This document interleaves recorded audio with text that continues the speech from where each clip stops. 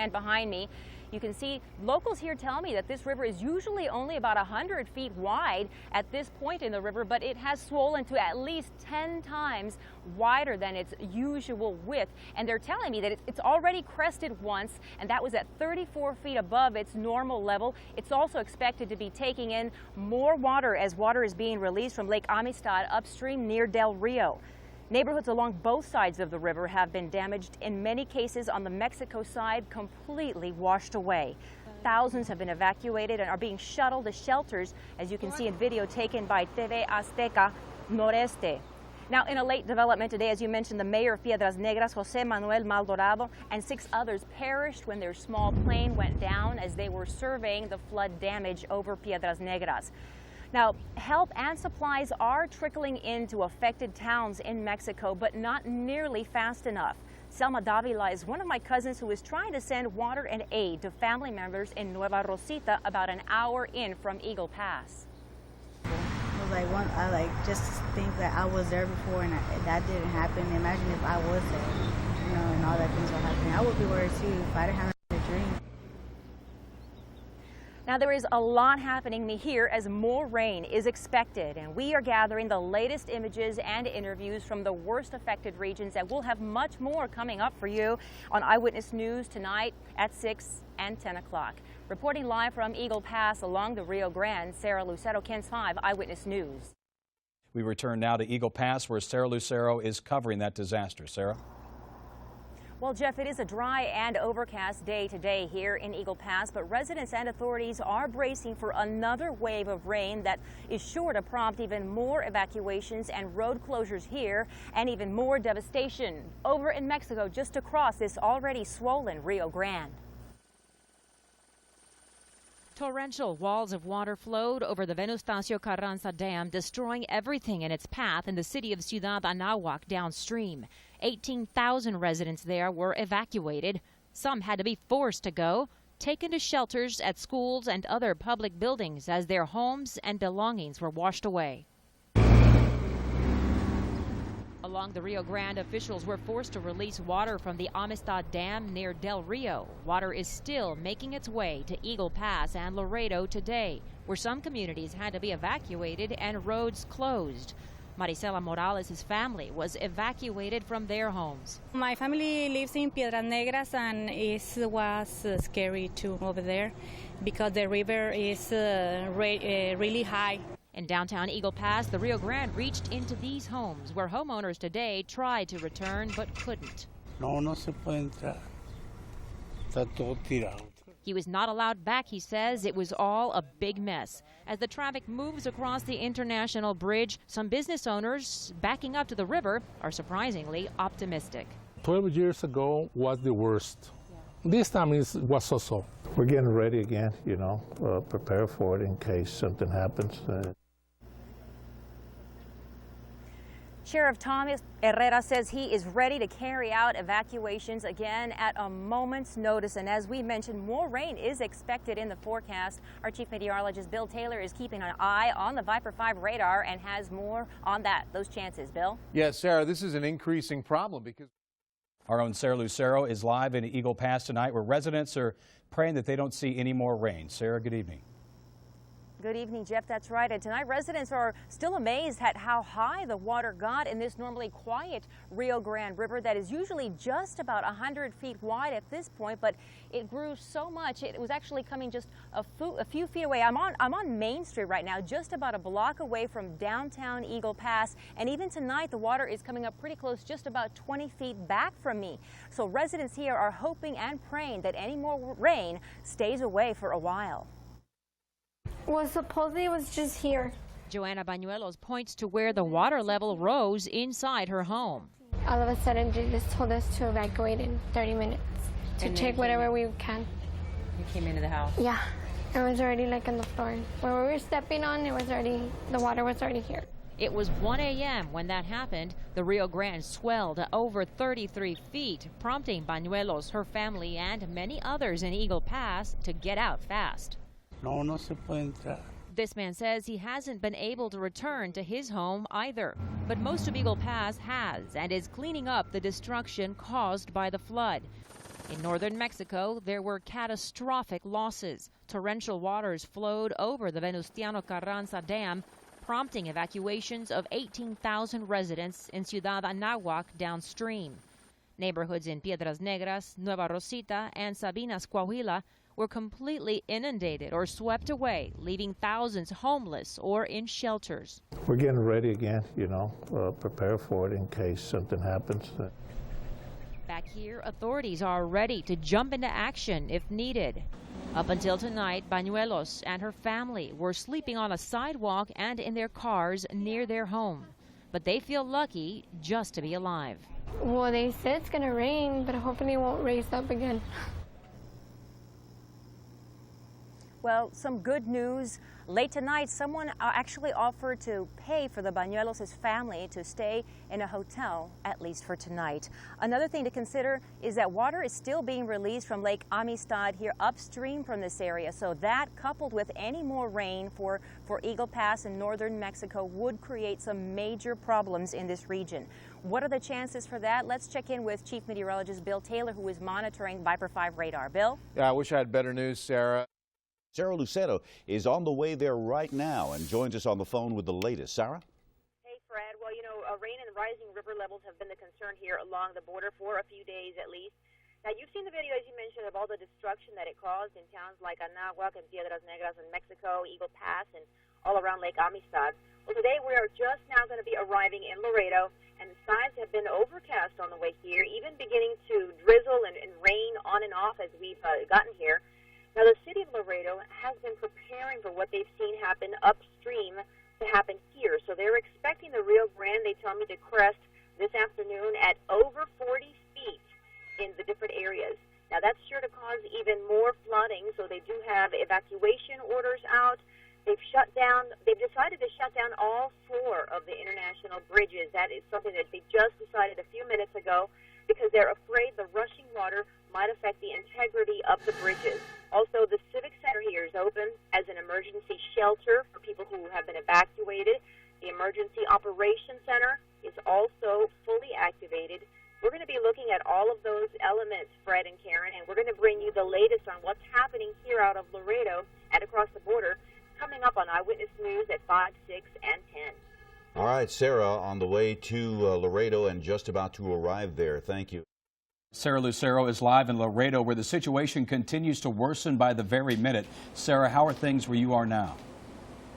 Well, Jeff and Deborah, the conditions are really incredible. Take a look at the water level of the Rio Grande behind me right now. It's coming right up to the edge of International Bridge number 1. Never before has it been that high, people here tell me, and never before have I seen it that high in my lifetime.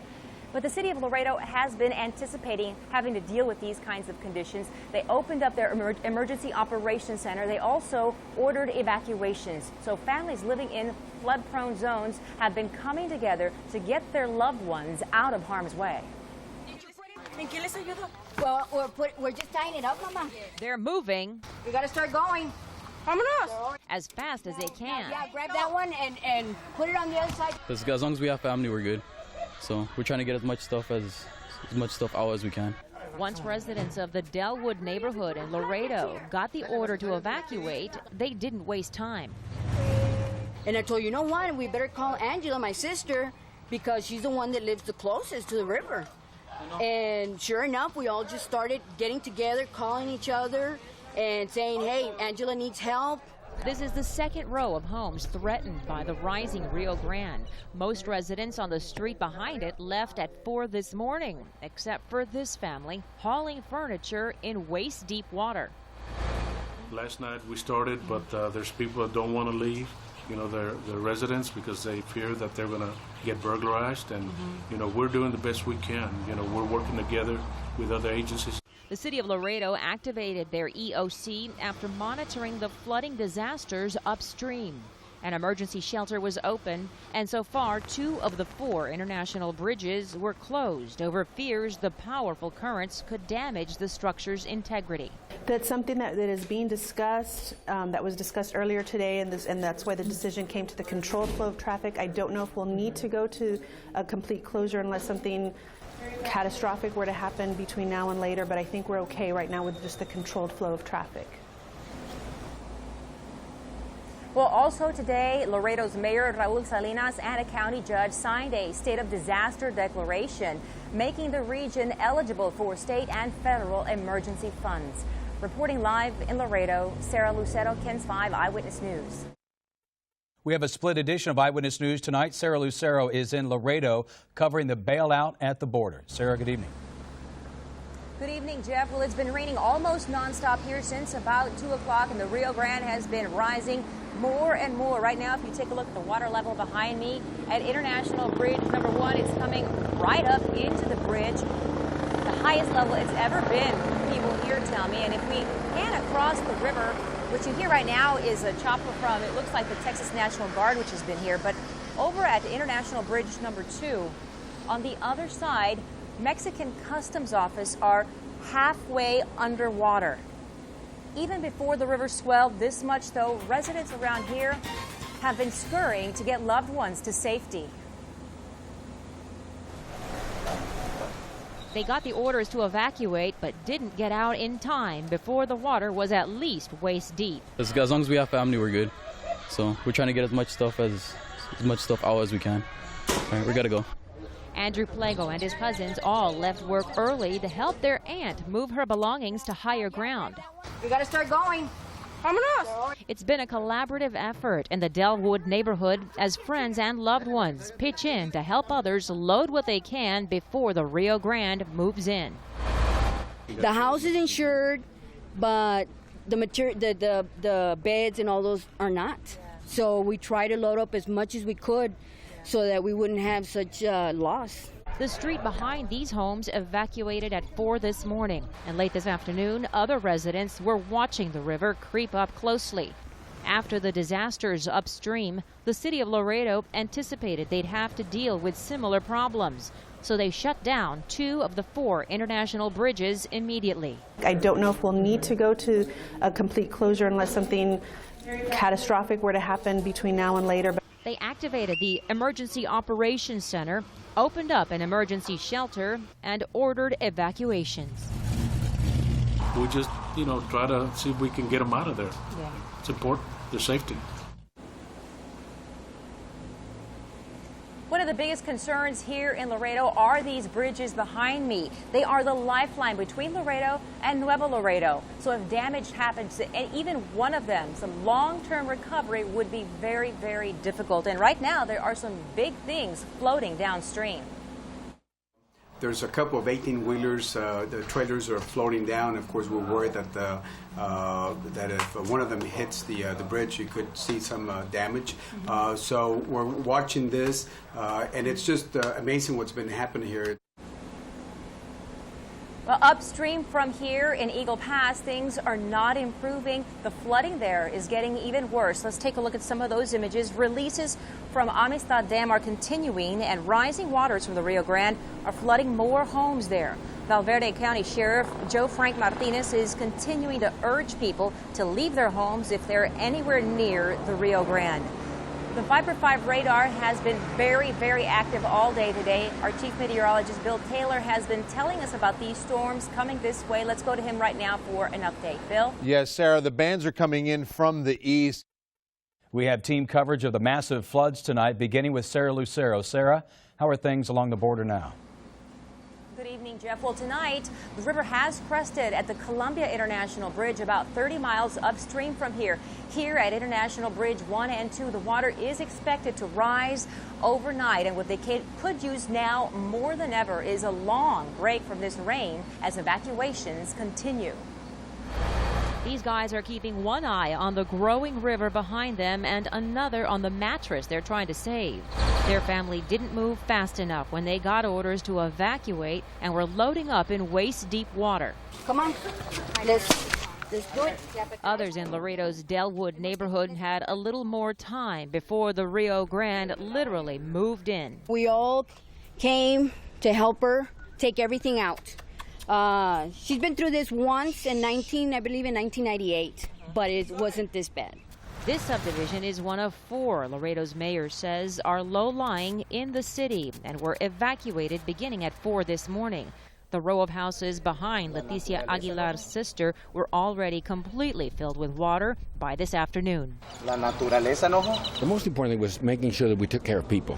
Yeah. People's lives need to be protected, and thus far we've had no reports of any injuries. Mayor Raul Salinas activated the Emergency Operations Center and says the city worked with several agencies and Mexican officials in Nuevo Laredo to close the bridges threatened by the river's powerful force. We're lucky we don't have the river rise as often, but when it does, it comes with a vengeance.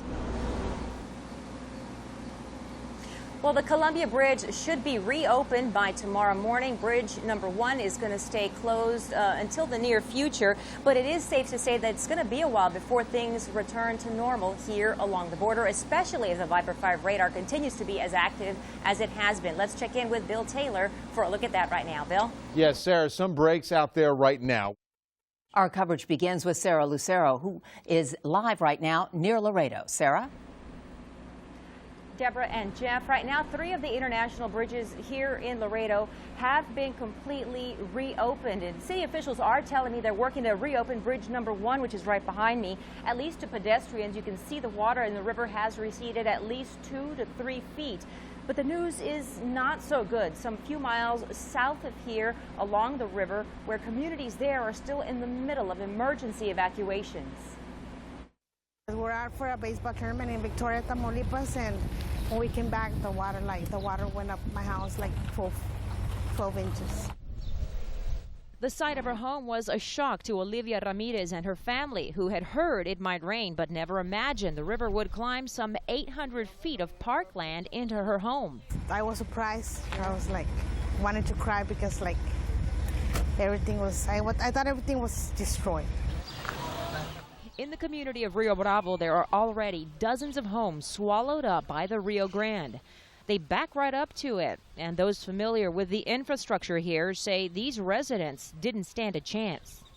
All the homes here are built in pieces, and then that's difficult because they're not to code, right? They get water damage or something, and it affects everything else. Just like Laredo, officials 8 miles south in Rio Bravo are watching the forecast closely and keeping track of any more water being released from Amistad Dam upstream. Laredo's not expecting water to climb much higher, but the mayor of this small municipality says she's expecting the Rio Grande to crest over 50 feet. You expect the water to come up more? I think so, maybe.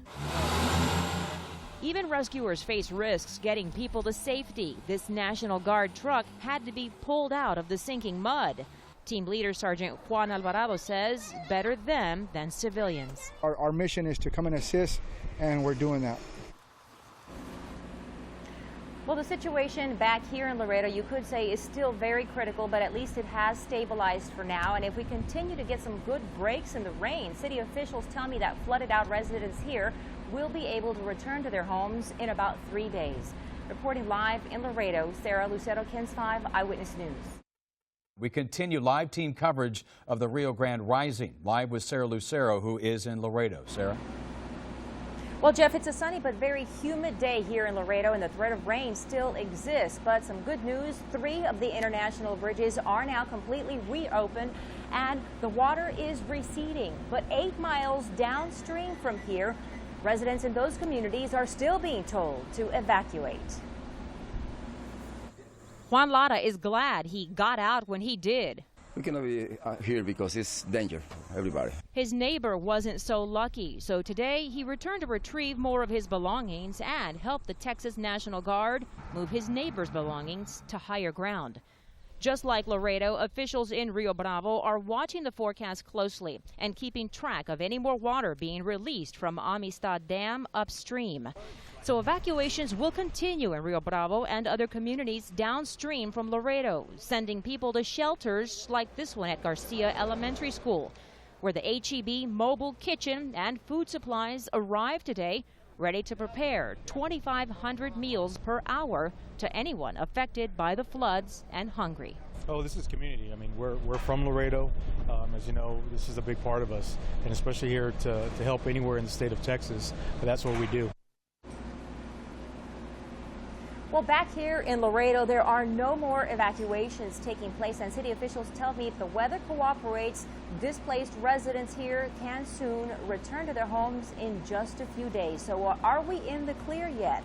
Let's check in with Bill Taylor. He's got a first look at the forecast. And Bill, even in the last few minutes, the humidity has kind of decreased. The winds have picked up. Is that good news? Very good news. In fact, I'm only looking at a 20% chance for Laredo, Sarah. Both tonight and tomorrow, rain chances are dropping quickly as we start seeing most of this moisture thin out. Now, we've got a good cluster of rainfall around San Antonio at the current hour. Flash flood watch, though, has been dropped. We really don't have too much of a concern with flash flooding in this city. But off to the south, these are all flash flood warnings. River flood warnings will continue. Laredo, Eagle Pass, and Del Rio. So even though the rain is thinning out there, keep in mind that we still have a lot of rising river levels, and we're expecting some weekend crest, but this is the best sign is out in the western Gulf. We don't have too much energy left over, Sarah, so we're looking at only a slight chance of a pop-up shower, mainly tonight and tomorrow, but for the most part, Laredo, Eagle Pass, Del Rio, all drying out.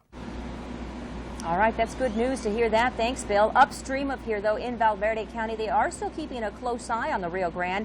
The good news, as of right now, the flooding has stopped spreading there. Del Rio has gotten a break, but the river remains about 6 feet above flood stage.